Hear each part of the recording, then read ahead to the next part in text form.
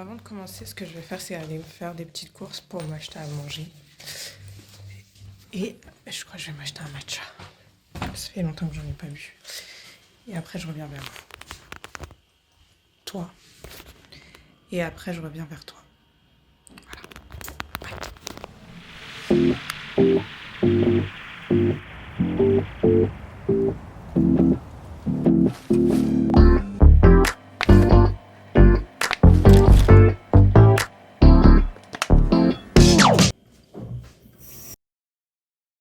Bon, j'ai fini de manger, donc on peut commencer. Hello!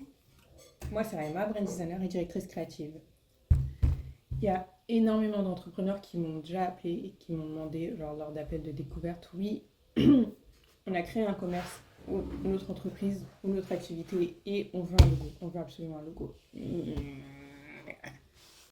En fait, ils pensent que le logo va faire l'affaire en ce qui concerne la notoriété et la reconnaissance de marque. Et c'est pas du tout la réalité. La réalité, c'est que quand tu vois un logo et que tu reconnais la marque, c'est tout simplement parce que la marque derrière le logo est super forte. Et ce qui fait la force d'une marque, c'est sa stratégie et sa direction créative. Du coup, pour le premier épisode de ce vlog slash backstage slash peu importe comment on va nommer ça, mais en tout cas, pour ce premier épisode, tu vas voir la première étape de mon rebranding qui est la stratégie de marque et la direction créative. Du coup, j'aurai besoin de toi à la fin de la vidéo parce que c'est la partie où on décide la direction que va prendre ma marque. Et abonne-toi pour les épisodes suivants. Je te le dis maintenant, comme ça, j'oublie pas de le dire à la fin. Enfin, on sait jamais si tu quittes la vidéo au bout de 1 minute 30. Mais en tout cas, reste jusqu'à la fin et suis-moi. Du coup, je vais t'expliquer pourquoi la stratégie de marque et la direction créative sont hyper importants pour une marque et pourquoi c'est la force d'une marque. Parce que c'est à ce moment-là où ton entreprise pose les fondations, la cible, analyse les concurrents et choisit la direction que va prendre l'identité visuelle de ta marque. Et cette partie-là passe par plusieurs processus de validation. Donc, c'est pas quelque chose qui se fait à l'arrache. C'est pour ça qu'on commence par ça. Alors, la première chose qu'on va définir dans la stratégie de marque, c'est la cible. Et on va passer par une fiche audience persona. L'audience persona, c'est un profil fictif qui va représenter un groupement de personnes avec des attributs plus ou moins similaires. Donc, quand je parle d'attributs, ça va être en termes d'âge, de situation maritale, de revenus, de genre, l'occupation et le niveau d'éducation. Ça, c'est des données démographiques et ça, tu vas pouvoir les trouver en tapant sur Google et tu vas passer beaucoup de temps chez l'INSEE. Et tu vas aussi recenser les données psychographiques. Donc, c'est tous les aspects personnels et psychologiques de la personne, ses habitudes, sa personnalité, les frustrations, où est-ce qu'elle est sur les réseaux sociaux, etc., etc. Ce que tu dois savoir concernant le personnage, c'est que tu dois la connaître comme ta poche. L'idée derrière ce fait-là, c'est tout simplement parce que tu vas faire des campagnes de marketing, des communications, et plus ta fiche persona ou ton audience persona est précis, plus déjà ta marque, d'un point de vue branding, elle paraîtra crédible auprès de ce groupe de personnes-là, et plus tes campagnes, toutes tes initiatives marketing, communication, après avoir fait ton branding, seront ciblées pour ce persona-là. En ce qui concerne mon personnage, j'ai décidé de me nicher. Pendant 3 mois, j'ai publié sur les réseaux sociaux et c'est pour cette raison que je me rebrand. J'ai vu qu'il y avait énormément de choses à changer et j'ai aussi vu ce que j'aimais beaucoup faire durant ces 3 mois, les travaux que j'aimais faire et les travaux que j'aimais montrer. Donc moi, je vais me nicher dans le marché bien-être, art de vivre, donc wellness, lifestyle. Et il y aura 2 niveaux de persona avec 2 types de problématiques différentes. J'aurai le persona qui aura déjà son entreprise, donc ça c'était déjà on va dire ma base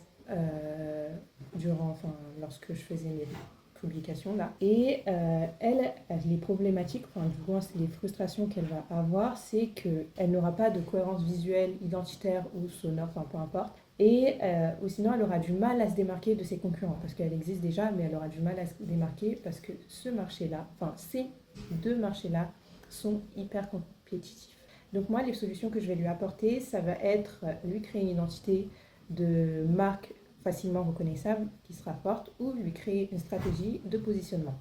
Et il faut savoir un truc, dans ce genre de situation-là, pour ce persona-là, Il n'y a pas forcément besoin de refaire une identité visuelle. Parfois, c'est juste retravailler la direction artistique ou retravailler la stratégie. Et l'identité visuelle, si elle est bien foutue, bah, elle est bien foutue, mais parfois le problème est autre part. Ensuite, le deuxième niveau de persona, ce sera en fait cette jeune entrepreneur qui n'a pas encore créé son entreprise et qui a des financements et qui va créer du coup son entreprise. Elle, en fait, sa problématique, ça sera soit elle ne saura pas vraiment expliquer ce qu'elle fait parce que bah, c'est nouveau, c'est niche ou quoi que ce soit, enfin, peu importe le sujet, ou elle aura peur en fait de ne pas paraître crédible. Et là, l'idée, c'est de vraiment travailler ses fondations de marque, donc mission, vision, valeur, pour qu'elle-même elle en ait conscience et que du coup elle prenne confiance dessus, ou sinon lui créer une stratégie d'autorité pour avoir de la crédibilité auprès de ses pairs mais aussi auprès de la cible. Et il y aura le travail d'identité visuelle parce que bah, c'est un besoin. Du coup on a fini la cible, donc là je vais me dégourdir les jambes et après on va parler de mes fondations de marque. Là les fondations de marque en fait c'est qu'est-ce qui me définit en tant que marque. On va parler de brand words, mission, vision et valeur. Et je te dis de rester connecté parce qu'en fait, enfin, je vais dégourdir les jambes, je vais aussi prier, je dois aller prier, c'est bientôt là. Mais je vais te définir tout ça et je vais te montrer ce que ça va donner plus tard. Guys, c'est la golden hour et on va parler des fondations. Comme je l'ai dit, c'est qu'est-ce qui te définit en tant que marque. On va parler à ce moment-là des missions, de la vision et des valeurs et aussi des brand words. Donc les brand words, c'est vraiment la réponse à la question. Qu'est-ce qui te définit en tant que marque, en tant qu'organisation.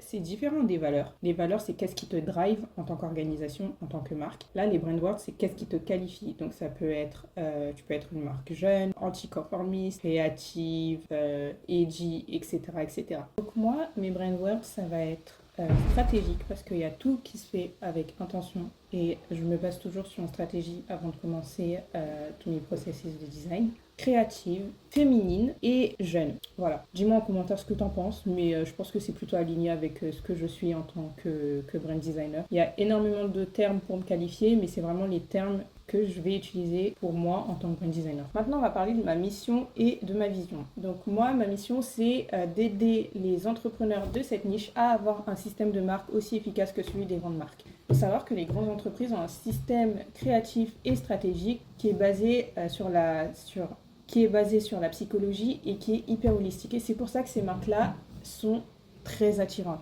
Et en plus d'être attirantes, en fait, elles vont au-delà de ça parce qu'elles se vivent comme des cultures. C'est vraiment un monde à part entière. Vous voyez, Apple, il y a une énorme communauté. Genre, Apple, c'est une fanbase, littéralement. Donc l'idée, c'est vraiment d'offrir, en fait, ce système de marque-là avec une réelle fanbase, une réelle communauté derrière. Ensuite, ma vision, c'est de faire de ces petites marques-là, ces petites entreprises-là, les grandes entreprises de demain. Et il faut savoir un truc, la mission et la vision peuvent être interchangeables d'une certaine façon, mais il faut faire attention. Enfin, la mission part d'un constat et de ce que tu veux résoudre de ce constat. Et la vision, c'est quel monde tu veux créer avec ton offre, ton service, ton produit. Maintenant que mes brand words, ma mission et ma vision sont faites, on va clôturer les fondations de marque avec mes valeurs. Alors, les valeurs, c'est qu'est-ce qui te drive en tant qu'organisation et en tant que marque. Il faut savoir un truc, les valeurs, il faut vraiment bien les poser parce que une fois que tu communiques tes valeurs, ton audience va être au taquet pour voir si tes actions sont alignées à tes valeurs. Si tes valeurs sont vraiment bien posées, on va te kiffer en tant que marque. Si tes valeurs sont mal posées ou que tu as des valeurs et que tes actions ne sont pas alignées à ces valeurs, ta cible peut possiblement se détourner de toi. Et c'est le cas de marques comme Starbucks à l'état actuel. Starbucks, c'était une marque qui était hyper connue et beaucoup de personnes se sont détournées de cette marque-là parce que elle communique des valeurs qui sont quand même assez humaines, on va dire, mais derrière les rideaux où ce qui en ressort n'est pas forcément aligné. Ou c'est encore le cas des marques qui font du greenwashing. Et lorsqu'on découvre qu'elles font du greenwashing, bah, certaines personnes vont se détourner de ces marques-là. Donc fais très attention avec tes valeurs.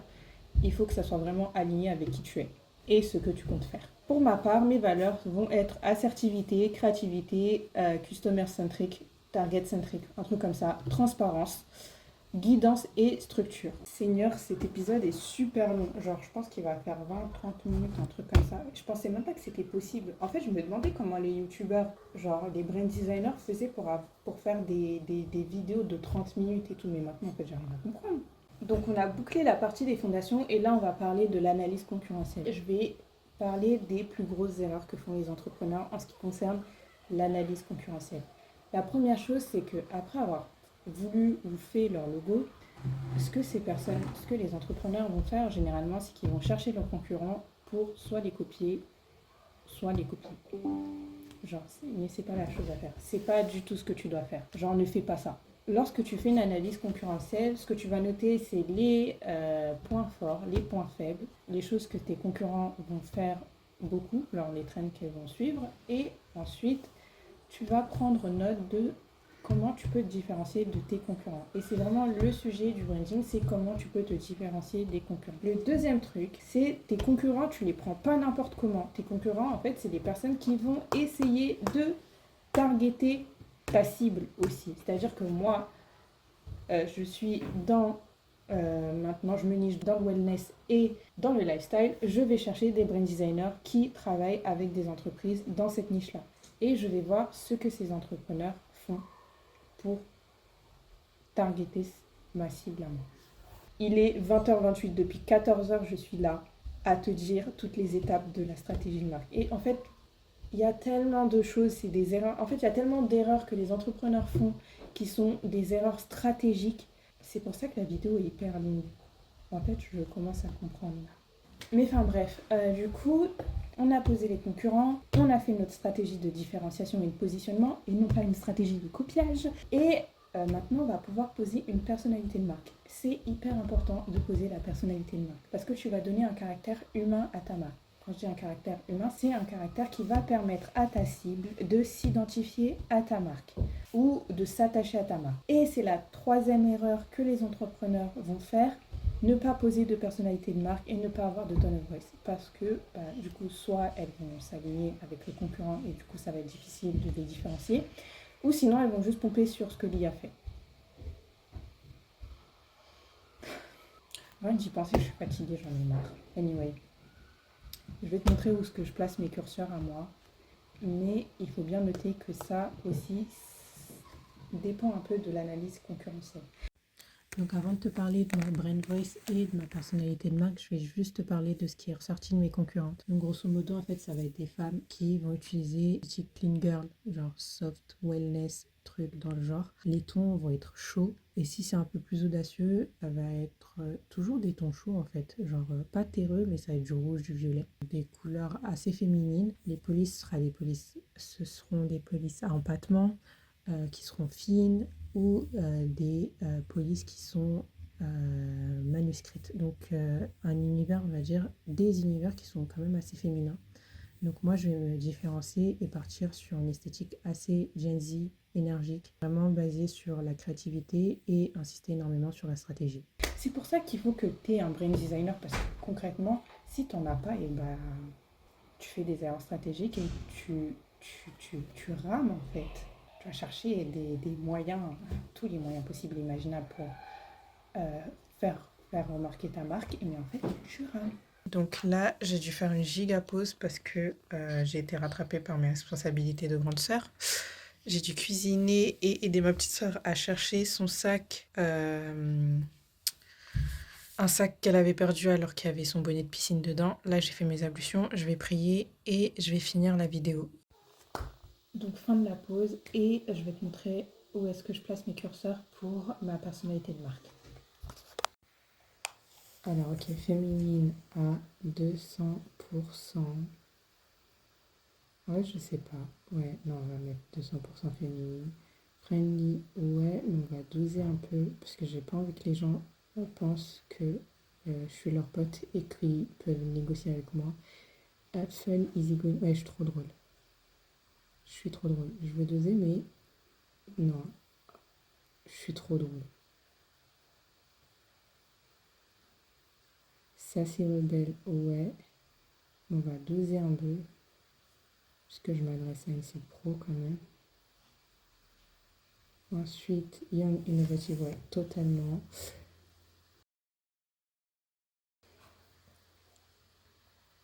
Unconventional, ok, ouais, on va doser aussi. Et Bubbly, oui, totalement.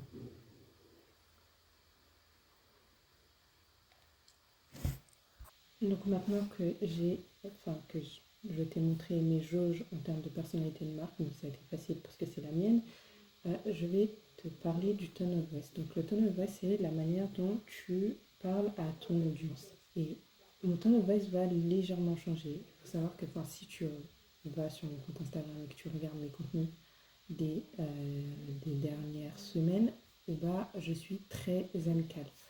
Là, je vais légèrement changer ça. Je vais prendre un tone of voice qui va être toujours conversationnel, mais un peu plus distant, pour la simple et unique raison que je ne veux pas euh, que certaines personnes pensent que je suis leur pote, tout simplement. Donc, au-delà de ça, ça va être assertive,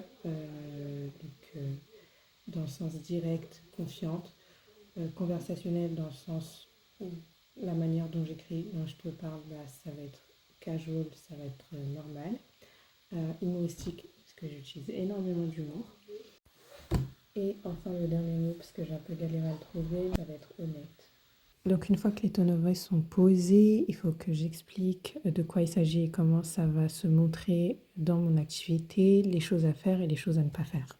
Guys, on a enfin fini la stratégie et honnêtement, je pense que ça va être la vidéo la plus longue que je vais faire pour cette série Découvre tout sur le branding parce que c'était la partie la plus importante et vu que les entrepreneurs font énormément d'erreurs en ce qui concerne cette partie-là. Donc, hyper contente, on va pouvoir passer au mood board et c'est là où j'aurai besoin de toi. Je vais d'abord t'expliquer ce qu'est un mood board si tu ne le sais pas. Un mood board, c'est la représentation d'un concept visuel par le biais de plusieurs assemblements d'images. En branding ou en direction créative, peu importe. Mais dans le cas du brand designer, on va utiliser un mood board pour montrer la direction qu'on va suivre pour créer l'identité visuelle. Donc quand je parle de l'identité visuelle, je vais parler du logo, du choix des couleurs, des polices, etc., etc. Dans mes process avec mes clients, je montre à chaque fois 2 mood boards et le client doit en choisir un. Et c'est pour ça que j'ai besoin de toi, parce que tu es un peu mon client. Enfin, en vrai, tu as un peu vécu l'expérience de mon client. Le document que je t'ai montré, c'est le document que je montre à mon client pour la stratégie de marque. Et du coup, fin du process stratégique, c'est les 2 mood boards à choisir. Du coup, je suis en train de faire mes recherches pour le mood board, mais en même temps, je vais t'expliquer. Donc, comme je te l'ai dit tout à l'heure lors de l'analyse concurrentielle, mes concurrentes avaient tout un style minimaliste, élégant et féminin, c'est-à-dire avec des polices en empattements, du cursive aussi, police manuscrite, les logos, c'est des logos cursifs, un peu ésotériques pour certaines, des tons chauds, soit terreux ou un peu plus audacieux, donc ça va être des couleurs prunes, rouges, mais c'est vraiment féminin, minimaliste, élégant. On va sur du soft wellness et de la clean girl esthétique. Donc moi, je vais pas du tout suivre ça. Parce que comme je te l'ai dit aussi tout à l'heure, l'analyse concurrentielle, c'est pour voir comment tu te démarques de ton concurrent. Oh, les joies d'être entrepreneur. Bon, en vrai, je suis partie dormir, donc les moodboards sont faits. Et je suis allée me coucher en vrai, parce que mon objectif est sale. J'espère que tu as vu la transition de zinzin que je viens de faire. En tout cas, je vais te parler des moodboards. Donc l'enjeu des moodboards est double ou triple, je sais pas, mais je vais t'énumérer ça. Donc le premier truc, c'est me différencier de mes concurrentes. Ne pas adopter un univers visuel qui va ressembler à celui de mes concurrentes. D'ailleurs, sur le lien que je vais te montrer, enfin le lien que je vais t'envoyer, tu auras le tableau de mon analyse concurrentielle. Le deuxième truc, c'est d'être aligné à ma stratégie de marque, donc ressembler à représenter une marque qui se veut jeune, créative, stratégique et féminine. Et le troisième truc, c'est... En fait, il y en a que deux. Il y en a que deux, ce qui est déjà beaucoup.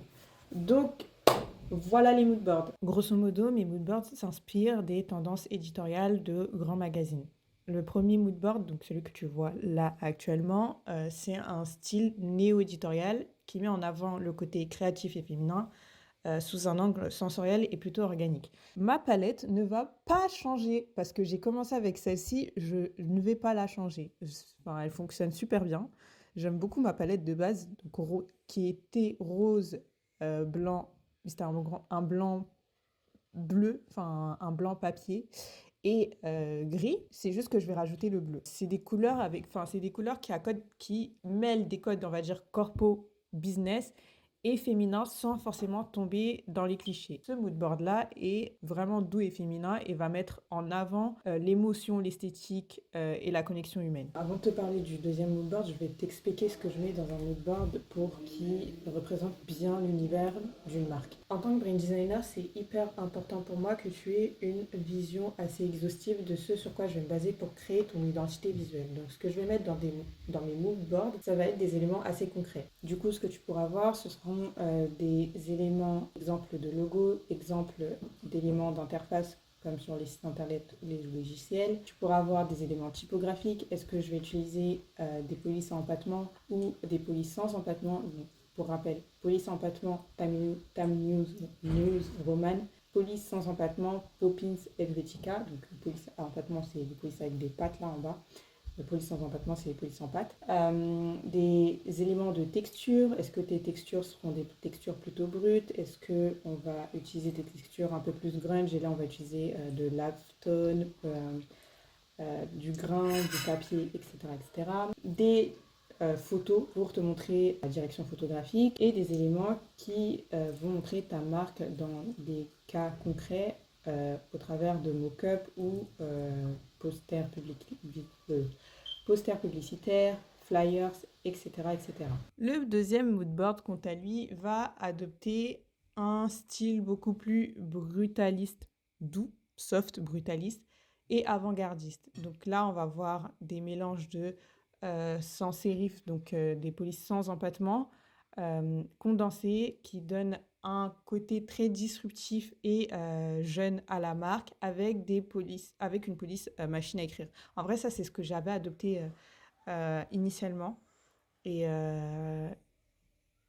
donc, du coup, je l'ai repris pour le deuxième moodboard.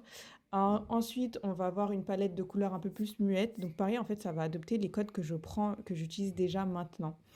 Donc du rose un peu muet, un blanc un peu grisé, donc blanc papier, un gris noir et un cyan grisé. Et ça va évoquer vraiment le sérieux de la discipline tout en restant moderne. Et enfin, les photographies qui vont incarner des postures haut de gamme, féminines, puissantes et indépendantes. Donc l'idée derrière ce moodboard-là, c'est vraiment de miser sur l'autorité visuelle, l'audace et surtout adopter un positionnement très fort en tant que leader d'opinion dans le branding. Et voilà, c'est la fin de la partie stratégie et direction créative. Maintenant, c'est à toi de jouer et tu peux choisir le moodboard que tu préfères via ce lien qui va s'afficher quelque part. Autrement, si tu ne le trouves pas, il sera en description juste en bas. Le sondage est ouvert jusqu'à dimanche 15h.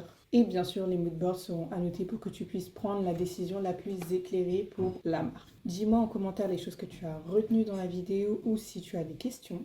Et enfin, abonne-toi si ce n'est pas déjà fait et active la petite cloche pour avoir la notification pour la prochaine vidéo.